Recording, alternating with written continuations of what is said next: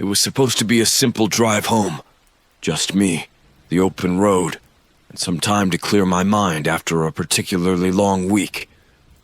The sky had already darkened to a murky slate, the stars buried somewhere deep within the clouds. Fog clung to the road, its tendrils stretching out like ghostly fingers that seemed to pull me further into the night. My car sputtered, jerking me forward in my seat before finally rolling to a reluctant stop. I stared at the empty gas gauge, my stomach twisting as I realized that I must have forgotten to fill it up before I left town. Swearing under my breath, I grabbed my phone, holding it up to search for any signal, but the screen only showed one word. No service. Perfect. I let out a sigh, glancing around, trying to get my bearings. It seemed I'd broken down right on the outskirts of a place I'd heard of once or twice, an old forest known as the Whispering Pines. I didn't know much about it except for the stories. Old tales about travelers who vanished in those woods, never to return. I'd never paid much attention to local legends. But tonight, with the stillness pressing in from all sides, the stories felt heavier, as though the air itself remembered every whispered warning I'd ever ignored. And that's when I heard it.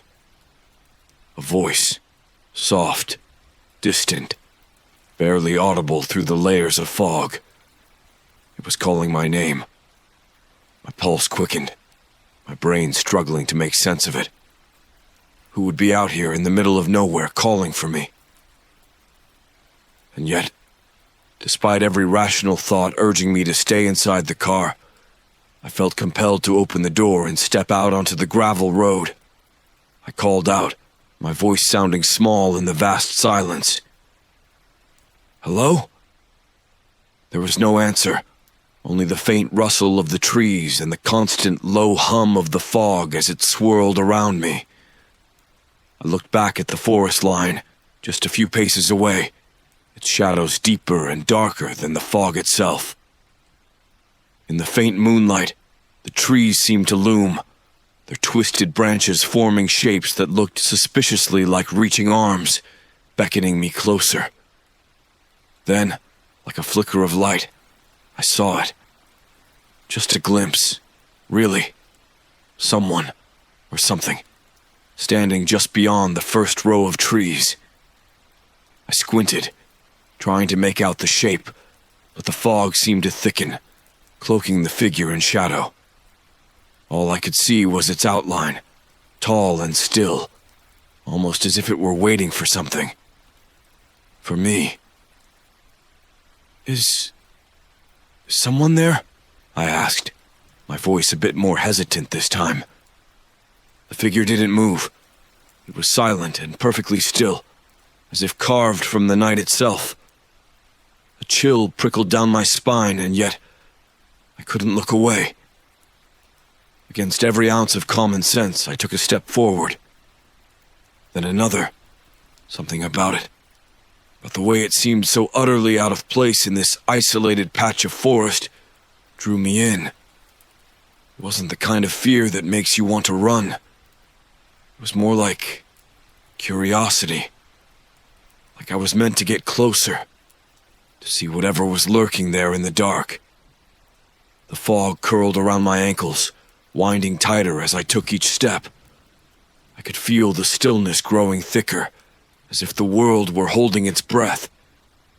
And then the figure began to move, slowly, almost imperceptibly, drifting back into the trees as though it was leading me somewhere deeper into the forest. Against every instinct, I followed. The pull of it was strange, almost magnetic.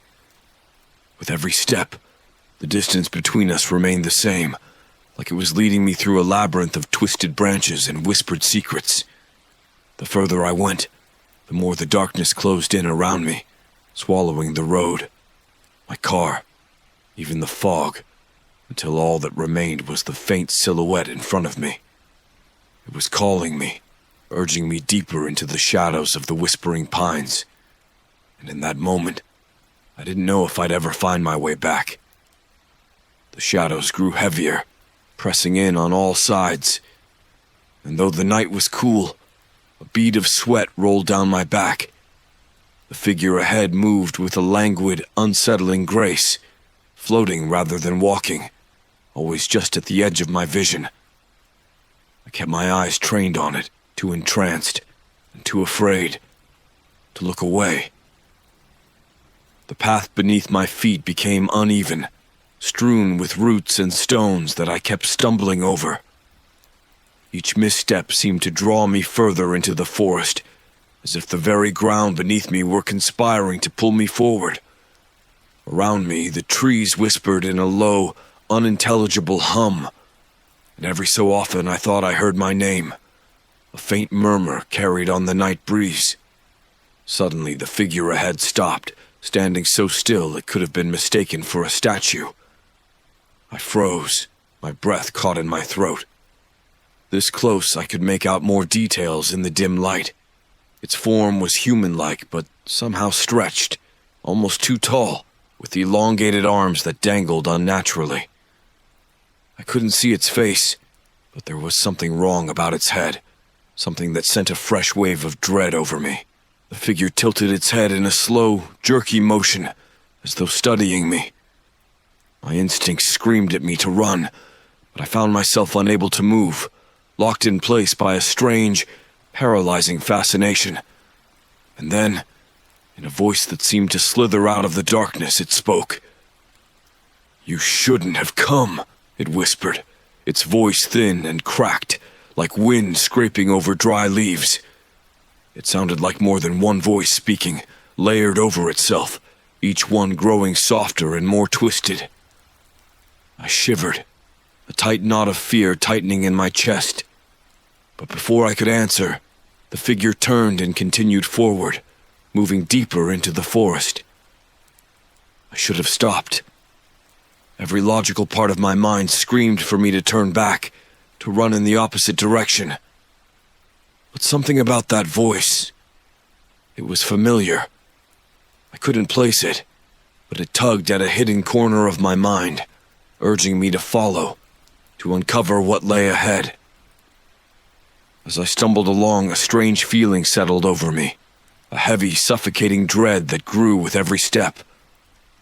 I glanced around, my eyes picking up faint glimmers of movement at the edge of my vision. Shadows flitted through the trees, flickering and vanishing before I could focus on them. My skin prickled, and my heart beat faster. I wasn't alone here. It was as if the forest itself was alive, watching, waiting. I was so wrapped up in the silence that I almost missed it, the sound of something scraping against the tree trunks. I stopped, peering into the darkness, and that's when I saw it. Symbols, faintly scratched into the bark of the trees, each one forming a twisted, looping shape. Some were worn and weathered, barely visible, while others looked fresh, the gouges in the bark still raw. I didn't recognize any of them, but a feeling of unease crawled over me as I traced their shapes with my eyes. They didn't look random. No, they looked deliberate, purposeful, as if someone or something had left them as a warning.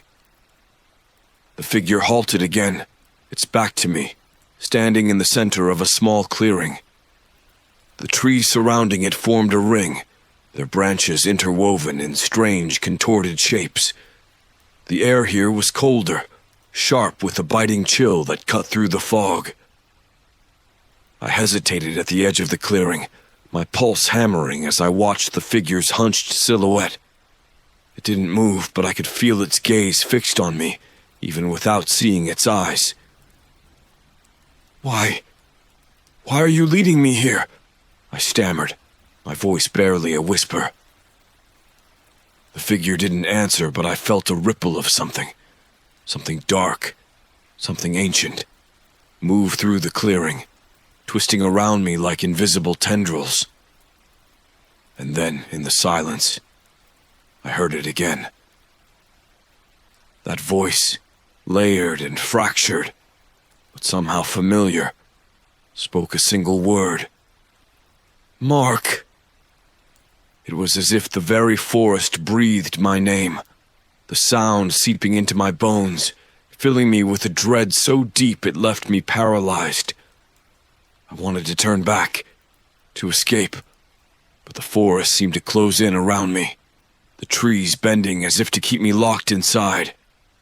The figure's head tilted again, its arms lifting in slow, unnatural jerks. I tried to back away, but my feet felt rooted to the ground, frozen by some unseen force. All I could do was stare as it began to move toward me, one jerky step at a time, closing the distance between us. My heart pounded like a drum, each beat echoing in my ears as the figure drew closer, its distorted limbs swaying with a rhythm that seemed almost deliberate, almost mocking. I tried to take a step back, to force myself to turn, but my legs wouldn't respond. I was locked in place, every muscle paralyzed by an invisible grip, as though the air itself held me captive. As it came nearer, I began to make out the details of its face, or rather, the hollow where a face should have been. Its features were smeared, blurred, as if someone had taken a canvas and wiped away the details, leaving only faint impressions of eyes, a mouth, and a nose. But those eyes, deep, empty pits, held a darkness that seemed to ripple and pulse, as if something was watching me from inside them. You're not real, I whispered, though the words barely left my lips, swallowed by the dense, oppressive silence that filled the clearing. Yet even as I said it, I knew it was a lie. Whatever this was, it was all too real. The figure tilted its head again, its featureless face seeming to fix on me with an intensity that burned. Then, without warning, it lifted one elongated arm and pointed a finger straight at me. I felt a cold shiver ripple through me, an instinctive knowledge that this was a gesture not of invitation, but of accusation. A murmur filled the air, faint at first, growing louder until it became a chorus of whispers, echoing through the trees. Fragments of words floated to me, broken and disjointed, voices overlapping and colliding in a cacophony of despair. Marked, bound, never leave. The weight of the words pressed down on me, making it hard to breathe. I began to understand. I wasn't the first to have been drawn here, to have seen this figure. Others had come before me, their presence lingering in the air like faint, fading impressions, trapped within this silent, watchful forest. With a sickening certainty, I realized that the symbols I'd seen scratched into the trees weren't random. They were marks left by the figure's victims, desperate messages or perhaps futile attempts to break free from whatever curse bound them to this place. The figure took another step forward, and I felt its shadow loom over me, heavy and cold. My mind screamed at me to run, to break away, to do anything to escape this thing's reach. But instead, I felt my lips part, my voice trembling as a single question slipped out. What are you? For a moment, everything went still. The whispers stopped, the air grew taut, and the figure's face seemed to twist, its hollow gaze deepening as if considering my question. Then it spoke, its voice the same fractured, layered murmur that seemed to echo from the trees themselves. I am the shadow, it whispered. The curse. I am the watcher and the watched. Its voice wove through my mind, each word sinking like a cold stone into my thoughts. I felt an overwhelming compulsion to understand, as if knowing the truth would somehow break its hold on me. But with that knowledge came a terrible realization. The specter wasn't just a spirit or a curse. It was a part of the forest, an embodiment of every lost soul that had wandered here, bound by an ancient force that fed on the unwary. My gaze fell to the ground, and I noticed something I hadn't seen before. A faint ring of scattered stones forming a rough circle around me. I recognized the symbols etched into them, similar to the ones on the trees, and an idea, desperate and half-formed, began to take shape in my mind. Maybe this circle was a boundary, a last attempt by someone before me to trap or contain the thing within it. Summoning every ounce of willpower, I took a step backward, testing the boundary of the circle. The figure stopped, its hollow eyes fixed on me, and a low, keening wail filled the clearing. The air vibrated with it, a cry of rage and frustration, as if I'd broken some invisible thread that connected us. I took another step back, then another, each movement met with a fresh wave of that terrible, otherworldly cry. The forest trembled, the branches of the trees shivering as if something vast and furious was waking within them. But I didn't stop. I kept backing away, inch by inch, until I felt the cold pressure of its presence begin to lift, replaced by a faint, cautious hope. The figure remained at the edge of the circle, watching me with those hollow, fathomless eyes.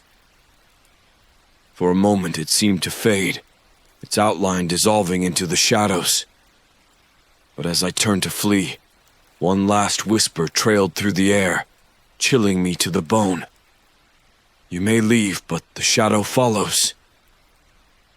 And with that, I turned and ran, feeling the weight of its gaze pressing on my back as I plunged into the forest, the whispers echoing in my ears, promising that the specter would never truly let me go. The trees closed in as I sprinted through the undergrowth, branches clawing at my arms, roots rising up to trip me. The darkness seemed thicker now, more solid, like a living thing that pulsed and shifted as I moved through it. Behind me, I could feel the presence of the specter, a shadow in the periphery, slipping between the trees, its hollow gaze drilling into my back. My breath came in shallow, ragged gasps, each step taking more energy, as though the forest itself were draining me. Every few yards I glanced over my shoulder, half expecting to see it, only to catch fleeting glimpses of something moving just beyond the edge of my vision. It was always there, silent and relentless, stalking me like a predator biding its time. The forest stretched on, each tree blending into the next, forming an endless maze that twisted around me. Panic began to claw at my mind as I realized I had no idea which direction I was heading. Hadn't I come from this way? Or was it the other? Every path looked the same now, every tree gnarled and twisted, as if the forest itself had shifted to trap me within its depths. I stopped, hands on my knees, struggling to catch my breath. The silence pressed in again, thick and heavy, broken only by the faint rustle of leaves. That was when I saw it. Another one of those symbols carved into a tree directly in front of me.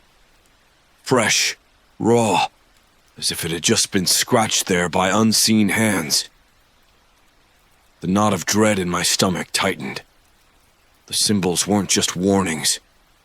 They were markers, signposts meant to lead me deeper into the heart of this cursed place. And I had been following them without even realizing it. A soft whisper brushed against my ear. Too close, too real. "Mark!" The specter's voice drifted through the darkness, carrying with it a sense of inevitability, as though it knew I would never leave this forest. A surge of anger flared within me, pushing back the fear. I couldn't let this thing control me.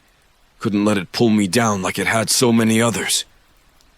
Gritting my teeth, I forced myself to stand taller, ignoring the ache in my muscles. I wouldn't follow its path any longer. I would make my own way out, even if it meant clawing through the forest with my bare hands. But as I took a step away from the marked tree, a strange sensation washed over me, a heavy, bone-deep weariness that made my vision blur. The forest seemed to ripple, the trees shifting and contorting as if bending to the will of something ancient and unfathomable. The shadows thickened, swirling around me, and in the center of them, the specter appeared again, closer than before, its hollow eyes locking onto mine. It raised a hand, a long, bony finger extending to point directly at my chest. The air grew colder, and a strange pressure pressed down on me, like an invisible hand gripping my heart. A vision flashed before my eyes. Faces, hundreds of them, each one twisted in fear, in pain, each one bearing the same hollow, haunted look. They stared out at me from the darkness, their mouths open in silent screams. The realization hit me like ice water. These were the Specter's victims, the souls it had claimed, all bound to this forest, trapped in the endless loop of terror I was now ensnared in. And if I didn't break free, I would join them. Yet another shadow in the trees, another whisper lost in the dark. Summoning every ounce of willpower I had left, I fought against the weight pressing down on me, refusing to let it crush me. I remembered the circle I had seen in the clearing, the strange symbols that had seemed to form a boundary. The ritual hadn't freed me entirely, but it had forced the specter to stop, to hesitate. Maybe I could use that same energy to push it back, to break whatever connection it was trying to forge between us.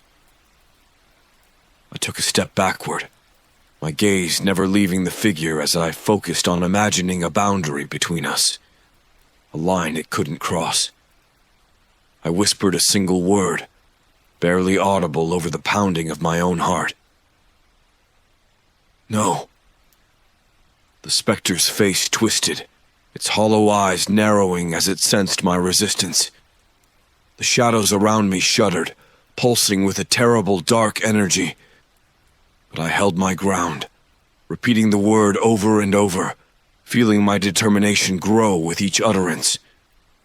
Finally, the figure seemed to waver, its form flickering like smoke in the wind. And then, with one last, furious glare, it melted back into the trees, leaving me alone in the silence. I didn't wait. I turned and ran, letting instinct guide me through the forest, feeling a sliver of hope as the trees began to thin, the darkness easing just slightly.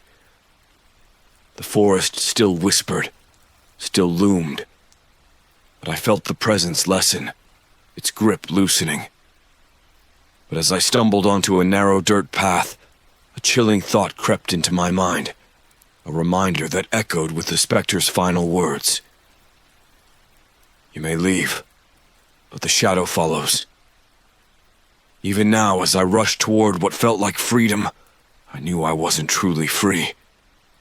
The specter had left its mark on me, and somewhere in the depths of that cursed forest, it waited, knowing that someday, somehow, it would call me back. The path opened up ahead, and I could see the faint glimmer of moonlight filtering through the trees, guiding me forward like a lifeline. I forced myself to keep moving, my legs aching, my chest tight as I breathed in ragged gulps of air. With each step, I could feel the forest loosening its hold, the oppressive shadows retreating. But the thought that the specter's influence lingered, that it might never really release me, weighed on my mind like lead. Finally, I broke free from the trees, stumbling onto an open patch of ground near the road where I had left my car. The vehicle stood there, a familiar silhouette in the dark, and just the sight of it made a flood of relief wash over me. I stumbled forward, fumbling for my keys, but my hands shook so badly I could barely hold them steady. I slid into the driver's seat, my fingers trembling as I jammed the key into the ignition. My heart stuttered when the car hesitated, the engine grumbling as if it too were trying to escape whatever dark hold the forest had placed on it. Then, mercifully, the engine roared to life. I didn't wait a second longer. I slammed my foot on the gas and tore down the road, watching the shadowed trees fade in the rearview mirror.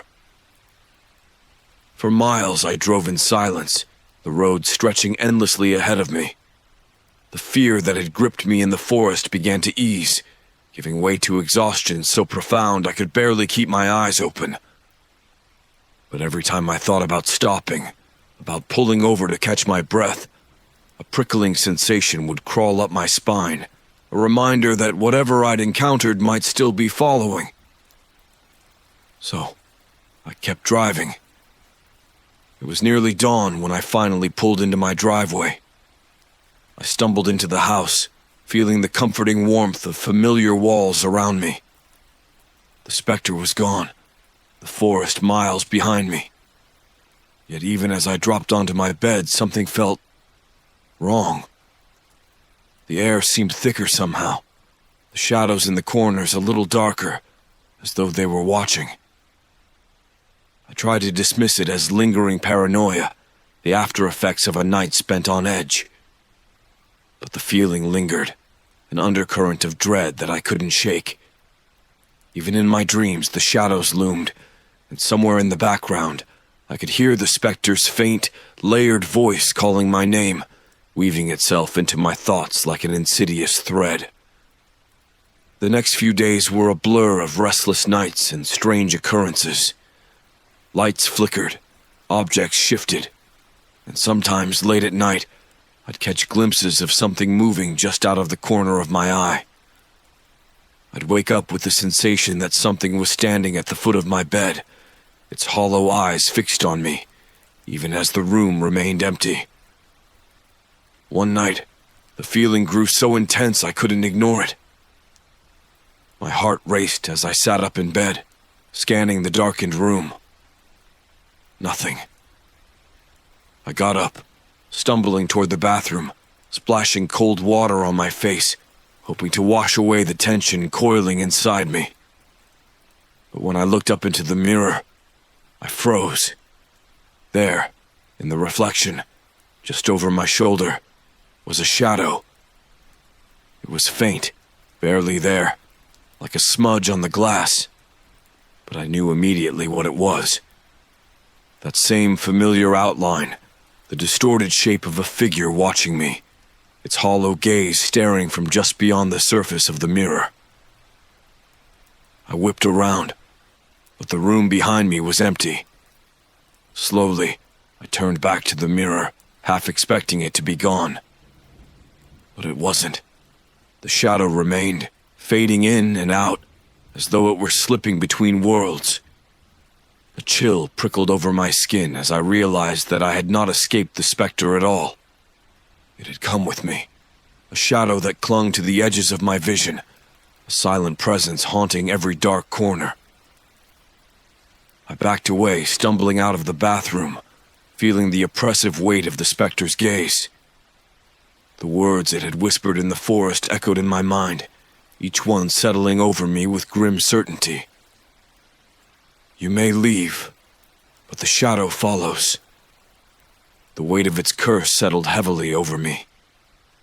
I knew deep down that no matter how far I went, no matter where I tried to hide, I would never be free.